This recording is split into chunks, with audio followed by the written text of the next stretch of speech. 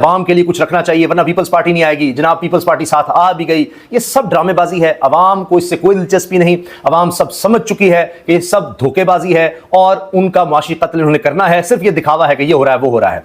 अलबत्ता अवाम जिस तरफ देख रहे हैं वो है इमरान रियाज खान, उनकी फैमिली के साथ जो कुछ हो रहा है इस पर आप देखिए कि अब असरात भी नजर आने लगे हैं। पुलिस वाले रोए हैं, रो रहे हैं पुलिस वाले कि उनसे क्या काम लिए जा रहे हैं।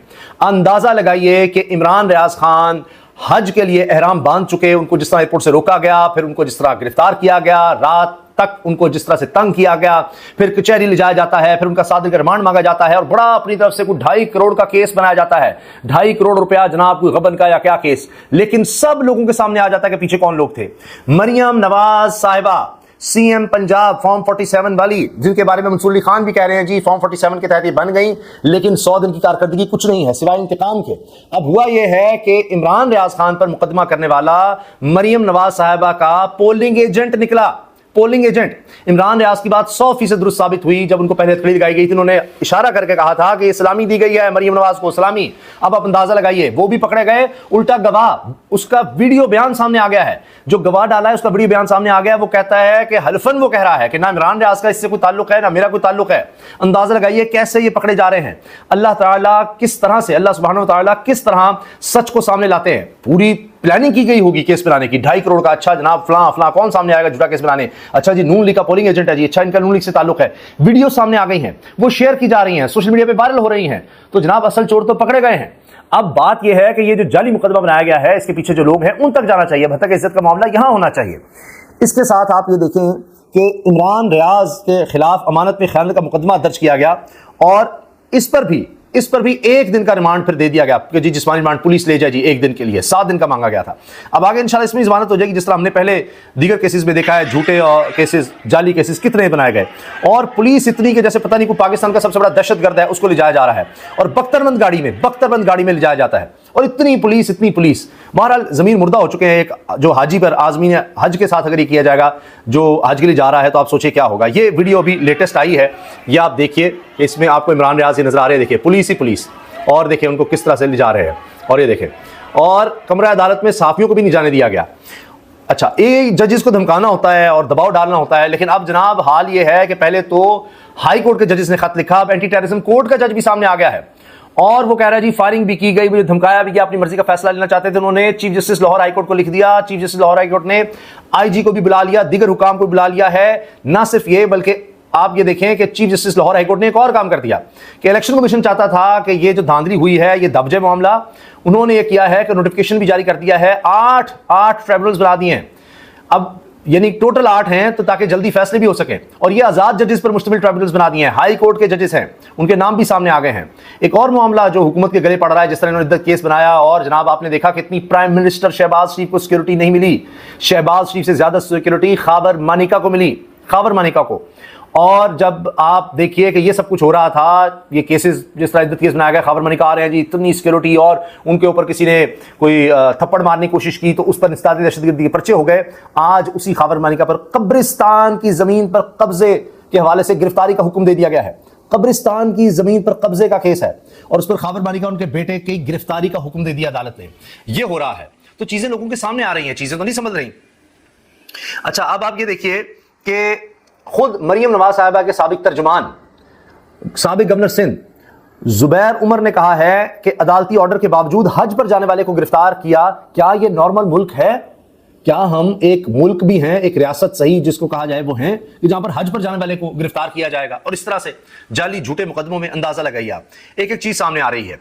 और आप ये देखिए कि इमरान रियाज खान ने कमरा अदालत में गुफ्तगू में कहा कि रात को मैंने पुलिस वालों को रोते हुए देखा कि अल्लाह से दुआ करें कि हमें माफ कर दें। यानी जो पकड़ रहे हैं पुलिस वाले वो इमरान रियाज से कह रहे हैं कि आप दुआ कर दें, अल्लाह ताला हमें माफ कर दें, हम मजबूर हैं। ये इमरान रियाज कमरा अदालत में बता रहे हैं। इमरान रियाज जो है ना, वो अल्लाह को याद करते रहते हैं, तस्बीह करते रहते हैं, और इतना अल्लाह की राह में अल्लाह ने इनको तौफीक दी। अल्लाह की तौफीक के बगैर कैसे हो सकता है? इतना अल्लाह की राह में खर्च किया इस पूरे खानदान ने। और आप यकीन जाने के बहुत पाकिस्तान के अमीर तरीन लोगों ने वो काम नहीं किए होंगे, अमीर तरीन लोगों ने, हुकूमतों ने नहीं किए होंगे, जो इमरान रियाज और उनकी फैमिली ने किए हैं। अंदाजा लगाइए आप, वो चाहे सैलाब ज़दगान हैं, चाहे इस तरह से कुदरती आफात के शिकार लोग हों, गरीब लोग हों, उनके लिए उनकी दुआएं हैं। यकीन जाने लोग तहज्जुद में दुआएं करते हैं इमरान रियाज और उनके ख़ानदान के लिए। और ये जो इमरान रियाज ने जो वीडियो पैगाम जारी किया था कि अल्लाह ताला को सब पता है कौन है इसके पीछे, किस तरह से हज पर जाने से रोकना, ये कितनी गुनाह की बात है, कितनी बड़ी वईद है दीन में कि जो लोग इस तरह से करेंगे, किसी को रोकेंगे हज पर जाने से, उनके लिए क्या है। तो अब जाहिर है कि ये तो आप अजाब को दावत दे रहे हैं। और फिर जिस तरह इमरान रियाज की अहलिया हमारी बहन वो रोई हैं, उनके ऑडियो पैगाम भी आया कि क्या कर रहे हैं और आपने क्या निकालना है। तो वो चीज़ें अब आप देखिए कि ये रोना धोना शुरू हो गया, यानी पुलिस वाले रो रहे हैं कि जी हमें अल्लाह माफ़ कर दे, हमें अल्लाह माफ़ कर दे। बहरहाल पता नहीं क्या उसके बावजूद रो रहे हैं, लेकिन वो सारे काम साथ साथ कर रहे हैं। और इसके साथ जनाब आप ये देखिए कि अब हुकूमत भी भाग रही है कि जी जस्टिस शुजात अली खान को कायम मकाम चीफ जस्टिस लाहौर हाईकोर्ट मुकर्रर करने का फैसला है। किसी तरह से जो हाईकोर्ट के जज जो हैं, चीफ जस्टिस डट गए हैं, इसको अब क्या करें। जो इनको लगता है कि जनाब इंसाफ पर कोई फैसला करने लगा है, इसका क्या रास्ता निकालें, इसको दबाव में लाएं, क्या करें। और हत्ता कि जनाब अब लोग कह रहे हैं कि जनाब ये तो कमाल कर रहे हैं लाहौर हाईकोर्ट के चीफ जस्टिस, और इसीलिए शायद 3 जजेस समझते थे कि नहीं इनको हाईकोर्ट का चीफ जस्टिस रहने देना चाहिए, लेकिन काजी फाइसा साहब और हुकूमत ही समझते थे कि नहीं इनको सुप्रीम कोर्ट ले आएं, क्योंकि हाई कोर्ट सबसे बड़ी लाहौर हाई कोर्ट है और सबसे ज़्यादा केसेस यहाँ पर होते हैं, सबसे बड़ा धांधला यहीं पर किया गया पंजाब में, क्योंकि सीटें यहाँ पर ज़्यादा हैं। तो ये अगर रहे तो फिर मामला बड़ा मुश्किल हो जाएगा हमारे लिए, तो लिहाजा इनको किसी तरह से ऊपर लेकर आएँ। तो हुकूमत की ख्वाहिश पूरी हुई और इनको यानी सुप्रीम कोर्ट ले जाया जा रहा है, मगर बहरहाल जाते जाते उन्होंने ये बड़ा खड़ा कर दिया है। और अब हुकूमत के हाथ पांव फुले हुए हैं कि जनाब ये तो ट्रिब्यूनल बना दिया, इलेक्शन कमीशन भी परेशान है कि ये क्या हो गया। और ये अब जाहिर है कि इतनी बड़ी तादाद में जजेस हैं तो केसेस को तेज़ी से सुना जाएगा। दूसरी तरफ जनाब मर्जी का फैसला ना देने पर अदालत के बाहर हवाई फायरिंग की गई, रास्ते ब्लॉक कर दिए गए, तहफ़्फ़ुज़ फराहम किया जाए। एंटी टेररिज्म कोर्ट जज सरगोदा का चीफ जस्टिस को खत। ये अब तमाम ये मोहम्मद शफाक साहब ने ये ट्वीट किया है, पोस्ट किया है। ये सीनियर सहाफ़ी हैं, कोर्ट रिपोर्टर हैं और दुनिया न्यूज़ से वाबस्ता हैं, और इसी तरह सब लोग ये चीज़ कोट कर रहे हैं, किसी से चुपी नहीं हुई कि मर्जी का फैसला न देने पर अदालत के बाहर हवाई फायरिंग की गई, रास्ते ब्लॉक कर दिए गए, तहफ़्फ़ुज़ फराहम किया जाए। ये अब जज एंटी टेररिज्म कोर्ट का जज मांग रहा है तहफ़्फ़ुज़, सरगोदा का जज है, चीफ जस्टिस को खत लिख रहा है। Chief justice Lahore high court Malik Shahzad Ahmed Khan ने एंटी टेररिज्म कोर्ट जज सरगोदा के खत पर आज खुद नोटिस ले लिया है, आईजी पंजाब होम सेक्रेटरी कल तलब, सेक्टर कमांडर से जवाब तलब। कौन कौन बुला लिया जी? आईजी पंजाब, होम सेक्रेटरी को भी कल बुला लिया है, सेक्टर कमांडर से भी जवाब तलब कर लिया है। और इससे पहले हमने देखा मुसर्रफ तरकियानी साहब भी इस तरह वो लापता शायर के केस में, अहमद फराद के केस में उन्होंने अहकाम जारी किए थे। और जनाब अब ये तफसील मैं आपके सामने रखता हूँ, ये शाकिर महमूद अवान ने ये बाकायदा इसको, ये बड़े ज़बरदस्त रिपोर्टर हैं और कोर्ट रिपोर्टिंग में बड़ा ज़बरदस्त काम कर रहे हैं और हम न्यूज़ से वाबस्ता हैं। इमरान रियाज खान के खिलाफ मुकदमा दर्ज करवाने वाला दरखास्त गुजार असद आरिफ भट्टी मरियम नवाज का पोलिंग एजेंट था। उन्होंने बाकायदा इसकी जो यानी ये पोलिंग एजेंट का जो दरखास्त है या जहां पर वो हल्के का जो पेपर है, दस्तावेज है, वो भी साथ लगा दिया। ये देख लीजिए, ये मरियम नवाज शरीफ यहाँ पर लिखा हुआ आपको नजर आ रहा है, मरियम नवाज शरीफ, और ये जी असद आरिफ पोलिंग एजेंट और मोहम्मद आरिफ भट्टी, ये दोनों बाप बेटा, ये नून लीग से इनका ताल्लुक है। तो अब आप ये देख लीजिए, और ये वो शख्स है जिसको मुकदमे का गवाह बनाया गया, और ये जनाब बयान दे रहा है कि जी कोई ऐसा चक्कर ही नहीं है, ना इमरान रियाज का ना मेरा कोई इससे ताल्लुक है। और ये सोशल मीडिया पर सारा मेरा लगाकर जो FIR सामने आई उसमें मेरा ID कार्ड, उसका नंबर लगाया हुआ है। तो ये देखिए ना कि किस तरह से सच सामने आ रहा है, क्या क्या हो रहा है। अब खबर मानिका का सुन लीजिए, कब्रिस्तान पर कब्जे का, नाजायज़ कब्जे का ये मुकदमा है और कब्रिस्तान राजी कब्जा केस, खबर मानिका और बेटे के वारंट गिरफ्तारी जारी। साहिवाल स्पेशल जज एंटी करप्शन आसिफ बशीर ने वारंट जारी किए। अब पता नहीं आसिफ बशीर साहब जो है इनकी भी अदालत के बाहर फायरिंग में शुरू हो जाए, इनको भी खत न लिखना पड़ जाए, क्योंकि इस वक्त खबर मानिका एक ऐसी शख्सियत है कि जो सबसे पावरफुल है और ये एक एसेट बन चुके हैं हमारे लिए, और इनकी हिफाजत बड़ी ज़रूरी है क्योंकि इद्दत केस में ये पेश है। और आप अंदाज़ा लगाइए कि मोहतरमा फातिमा जिन्ना के खिलाफ भी जो लोग थे केस बनाने वाले, उनको भी इसी तरह से प्रोटोकॉल और सिक्योरिटी मिलती थी। बेनज़ीर भुट्टो के खिलाफ भी जो गैर अखलाकी कोई भी बात करता था, केस बनवाता था, उसको भी ऐसी सिक्योरिटी मिलती थी, और आज खबर मानिका उस फहरिस्त में शामिल हैं। साहिवाल में स्पेशल जज एंटी करप्शन आसिफ बशीर ने बुशरा बीबी के साबिक शौहर खबर मानिका और बेटे मूसा मानिका के वारंट गिरफ्तारी जारी कर दिए। स्पेशल जज एंटी करप्शन की जानिब से वारंट गिरफ्तारी अदालत में पेश न होने पर जारी किए।